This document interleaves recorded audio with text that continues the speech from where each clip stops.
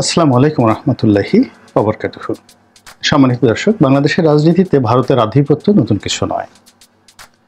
আমরা জানি যে স্বাধীনতার পর থেকে যারাই ক্ষমতায় এসছে প্রায় সকলের নেপথ্যে ছিল ভারতের হাত। কখনো কখনো সেই হাতগুলো কালো হয়ে গিয়েছে। কালো বললাম এই কারণে, বঙ্গবন্ধু হত্যাকাণ্ড থেকে শুরু করে শহীদ প্রেসিডেন্ট জিয়াউর রহমানের হত্যাকাণ্ড, পরবর্তীতে এরশাদ সাহেবের ক্ষমতায় আসা এবং এরশাদ সাহেবের ক্ষমতায় যাওয়া, ক্ষমতা থেকে চলে যাওয়া, বাংলাদেশে কুখ্যাত 111 এর সৃষ্টি এবং বিডিআর হত্যাকাণ্ড, পিলখানা হত্যাকাণ্ড, এই সকল ঘটনার সঙ্গে ভারতের যে যোগাযোগ আছে, ভারতের মদদ আছে এবং ভারত এই কাজগুলো করেছে, এটা নিয়ে কিন্তু ব্যাপকভাবে আলোচনা হয়, সমালোচনা হয়। এবং এই বিষয়গুলো অবিশ্বাস করার কোনো কারণ নেই, আর বিশ্বাস করার অনেকগুলো যুক্তি রয়েছে। কিন্তু এরপরও ঘুরে ফিরে আমরা ভারতের কাছে যাই। যে বঙ্গবন্ধু হত্যাকাণ্ডের জন্য ভারতকে দায়ী করা হয়, আবার সেই আওয়ামী লীগই সেই বঙ্গবন্ধুর হত্যাকাণ্ডের যারা নেপথ্য চক্রান্তকারী তাদের সঙ্গে একই টেবিলে বসে রাজনীতির প্রয়োজনে দেন দরবার করে ক্ষমতায় আসে। আবার সেই আওয়ামী লীগকে ক্ষমতাচ্যুত যে ভারত করে, যেখানে প্রধানমন্ত্রী নিজে বলেছেন যে আমি ভারতে তেল গ্যাস বিক্রি করতে রাজি হইনি, এজন্য 2001 সনে ক্ষমতা আসতে পারিনি, ভারত এদেরকে এনেছে।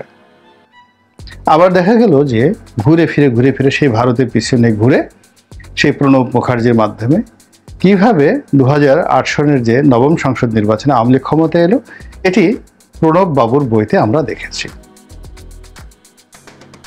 একইভাবে শহীদ প্রেসিডেন্ট জিয়াউর রহমানের নির্মম হত্যাকাণ্ড, তারপর বিএনপির ক্ষমতাচ্যুতি 111 সময়, পুরোটাই ভারতের কারণে হয়েছে। এবং জামাতকে বাদ দিয়ে বিএনপিকে আলাদা করে নানাভাবে যা কিছু হয়েছে 111 সময়টিতে, সবই ভারতের প্রেসক্রিপশনও হয়েছে।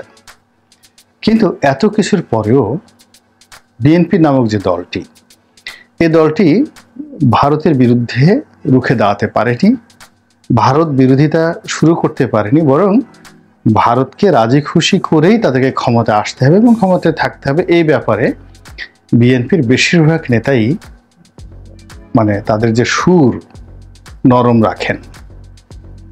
এবং কিছু লোক আছেন তরুণ বা বাইরের যারা ইউটিউবার আছেন, কিংবা জামাতের কিছু বক্তা আছেন যারা ওয়াজের মাহফিলে ভারত বিরোধী বক্তব্য দিয়ে একেবারে তোলপাড় সৃষ্টি করে দেয়। কিন্তু দলগতভাবে ভারতের বিরুদ্ধে ওইভাবে আসলে বিএনপি দাঁড়াতে চায় না, দাঁড়াতে পারে না, বা দাঁড়াতে তাদের কোনো ইচ্ছা আছে কিনা এটাও বোঝা যাচ্ছে না। ইতিমধ্যে যখন ভারতীয় পণ্য বর্জনের একটা জোয়ার এলো, তখন বিএনপির যিনি যুগ্ম মহাসচিব রুহুল কবির রিজভী, তিনি তার গায়ের একটি চাদর পরিয়ে তখন সারা বাংলাদেশে বেশ একটা উত্তাপ তিনি ছড়িয়েছিলেন। এবং ভারতীয় পণ্য বর্জন যে আন্দোলনটি, সেই আন্দোলনটি কিন্তু বিএনপির এই কর্মকাণ্ডে, অর্থাৎ রিজভী সাহেবের এই কর্মকাণ্ডে নিদারুণভাবে একটা নতুন মাত্রা যোগ হয়েছিল। এবং সত্যিকার অর্থে ভারত কিন্তু তখন ভয় পেয়ে গিয়েছিল, এতে কোনো সন্দেহ নেই। কিন্তু পরে যে কি হলো, রুহুল কবির রিজভী সাহেব আর চাদর পোড়ালেন না, আর বিএনপির কোনো নেতাও ভারতের বিপক্ষে কথা বললেন না, বরং জেলখানা থেকে বের হওয়ার পর বর্তমান যিনি মহাসচিব রয়েছেন মির্জা ফখরুল ইসলাম আলমগীর, তিনি যে পারিপার্শ্বিক চাপের মধ্যে পড়েছেন, যে মিডিয়া ট্রায়ালের মধ্যে পড়েছেন, এবং তার এই মহাসচিব পদ নিয়ে যেভাবে কথাবার্তা হচ্ছে, তাতে সঙ্গত কারণেই তিনি যে শক্তিমত্তা নিয়ে পূর্ণ উদ্যমে এই দলটিকে সুসংগঠিত করবেন এবং এই দলেরকে এগিয়ে নিয়ে যাবেন কর্মকাণ্ড, এটি আসলে সম্ভব হয় না। এর কারণ হলো সকাল বিকাল শোনা যাচ্ছে মহাসচিব পরিবর্তন হচ্ছে, অমুক আসছে তমুক আসছে। এই একজন বলছে যে ভারতে অবস্থান্ত মিস্টার সালাউদ্দিন, তিনি ভারতের খুব পছন্দের মানুষ, তারেক রহমান সাহেবের খুব পছন্দের মানুষ, তাকেই মহাসচিবের দায়িত্ব দেওয়া হচ্ছে। সত্য মিথ্যা বড় কথা নয়, এই কথাগুলো কিন্তু নেতাকর্মী থেকে শুরু করে এমনকি আওয়ামী লীগের মধ্যে যারা আছেন তাদের মধ্যেও কিন্তু ব্যাপক বিস্তার ঘটছে এবং অনেকে বিশ্বাস করছেন যে হ্যাঁ এটা হতে পারে। আবার অনেকে চিন্তা করছেন যে না, মহাসচিব হিসেবে যদি একজন হিন্দু ধর্মাবলম্বী হয়, যে কিনা শতভাগ জাতীয়তাবাদী দলে সাথে সম্পৃক্ত, বিশ্বাসী এবং ভারতের যে র কানেকশন বা দিল্লির উত্তর পাড়া দক্ষিণ পাড়া এদের সঙ্গে ভালো সম্পর্ক, এরকম একজন লোক হলে বোধহয় ভালো হয়। তো এটা নিয়ে সবার এক নম্বর পছন্দ, ঠিক আছে সালাউদ্দিন সাহেব তো ভারতে আছেন, মামলা মোকদ্দমা কবে আসতে পারেন বা না পারেন, তো ভারতকে খুশি করার জন্য গয়েশ্বর চন্দ্র রায় যেহেতু হিন্দু আছেন, মাথায় আবার টুপিও পরেন, গান্ধী টুপি পরেন, তাকে নেওয়া যেতে পারে, তাকে পছন্দ করা যেতে পারে। এবং এটি নিয়ে দলের মধ্যে যে একটা গ্রুপ কাজ করছে না এ কথা কিন্তু বলা যাচ্ছে না। তো গয়েশ্বর বাবুর যে দরবার, সেখানে দিনে রাতে এখন বিশাল মজমা বসছে। আবার যারা সালাউদ্দিন সাহেবকে চাচ্ছেন তারা সালাউদ্দিন সাহেবের মোবাইলে টেলিফোনে করে কথাবার্তা বলে প্রতিনিয়ত সেখানে যোগাযোগ করছেন এবং এগুলো নিয়ে অফিসে কিন্তু আলাপ আলোচনা হচ্ছে। এবং এই ধরনের আলাপ আলোচনায় সঙ্গত কারণেই দলের যারা শীর্ষ অন্য যারা নেতৃত্বে রয়েছেন, নজরুল ইসলাম খান আছেন, ডক্টর আব্দুল মঈন খান আছেন, মির্জা আব্বাস সাহেব আছেন, আমির খুসরো মাহবুব চৌধুরী আছেন, আলতাফ হোসেন চৌধুরী আছেন, তারা সঙ্গতের কারণেই বিব্রত বোধ করছেন। যে আসলে কি হচ্ছে।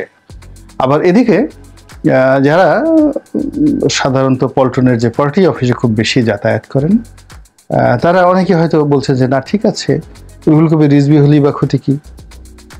তো রুহুল কবির রিজভী সাহেবকে নিয়েও কিন্তু কিছু লোক এক সময় কথাবার্তা হচ্ছে। তো এখন রুহুল কবির রিজভী সাহেবকে নিয়ে কথাবার্তা হোক কিংবা গয়েশ্বর বাবুকে নিয়ে বিশাল আলোচনা হোক দেশের মধ্যে, সালাউদ্দিন সাহেবকে নিয়ে দেশ বিদেশে আলোচনা হোক, যাই হোক না কেন, আলটিমেটলি এগুলো বিএনপির যে বর্তমান স্ট্রেংথ আছে সেই স্ট্রেংথটাকে আসলে প্রশ্নবিদ্ধ করছে। 2 নম্বর হলো মিস্টার ফখরুল ইসলাম আলমগীর, যার জীবনটি আসলে মূলত এই মহাসচিব হতে গিয়ে শেষ হয়ে গেল। তিনি একজন নিপাট ভদ্রলোক ছিলেন, আগের সরকারে প্রতিমন্ত্রীর দায়িত্ব পালন করেছিলেন।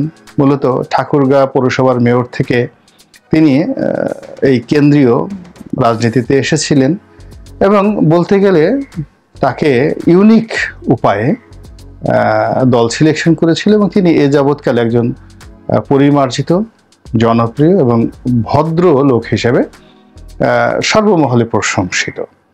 তিনি সরকারের কাছেও একেবারে বিরক্তিকর নন, সরকারের লোকজন তাকে যথেষ্ট সমীহ করেন, তাকে নিয়ে বাজে কথা বলা হয় না।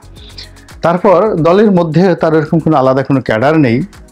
মির্জা আব্বাস বা সাদেক হোসেন খোকা, এই সমস্ত যারা নেতা আছেন বা ছিলেন, তারা সবসময় দলের মধ্যে আলাদা একটা গ্রুপ মেনটেন করতেন।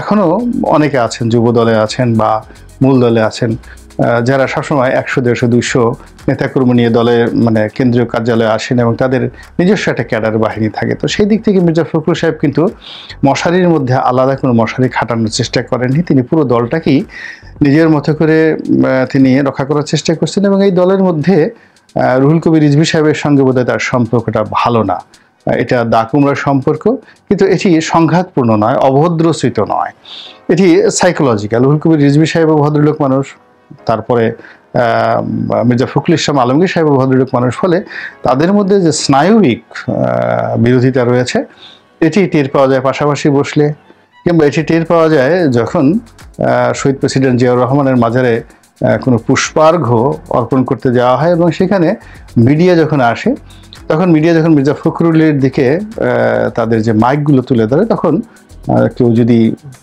রুহুল কবির রিজভী সাহেবের মুখের দিকে তাকান খুব সহজেই বুঝতে পারেন যে এই দুজনের মধ্যে একটা সাইকোলজিক্যাল প্রবলেম রয়েছে। আবার অন্যদিকে মির্জা আব্বাসের যে সাংগঠনিক ক্ষমতা, দলের মধ্যে তার যে কন্ট্রিবিউশন, সব মিলে সব ঠিক আছে, কিন্তু তার শরীর যেমন ভালো নয়। তারপর দুর্নীতি দমন কমিশন থেকে শুরু করে অনেকগুলো প্রতিষ্ঠানের অনেকগুলো মামলা, খুবই সেন্সিটিভ মামলা তার বিরুদ্ধে আছে, তার ওয়াইফের বিরুদ্ধে আছে। তো কাজেই তিনি অ্যাজ এ ইফেক্টিভ সাধারণ সম্পাদক হিসেবে বা মহাসচিব হিসেবে দৌড়ঝাঁপ করতে পারবেন, কিংবা আমির খসরু মাহমুদ চৌধুরীর অবস্থা ও আর এরকমই, অলমোস্ট সেম এরকমই। তো ফলে সালাউদ্দিন সে বিদেশে থাকলেও বয়সের কারণে যদি তার শরীর পারমিট করে, অনেকের কাছে সেটা গুরুত্বপূর্ণ। আবার এখানে গয়েশ্বর বাবুর তার বয়স যথেষ্ট হয়েছে, হওয়ার পরও কিন্তু কণ্ঠস্বর তার ভালো, তারপরে চেহারা সুরত ভালো, তারপরে একটা হিন্দুইজম বলতে যেটি বুঝায়, ভালো যেটি চায় সেটি তার আছে। তার সঙ্গে সঙ্গে আবার মুসলমানদের সঙ্গে তার কিন্তু সম্পর্কটা অসাধারণ, মুসলমানদের সম্পর্ক রয়েছে। এবং এই একটা মাত্র লোক যে কিনা আত্মীয় স্বজন সহ সপরিবারে বিএনপির জন্য নিবেদিত। তার পুত্রবধূ নিপন, তার নিজের কন্যা, তার বিয়ে নিতাই রায়চৌধুরী, সব মিলিয়ে একেবারে বিএনপির জন্য একটা ডেডিকেটেড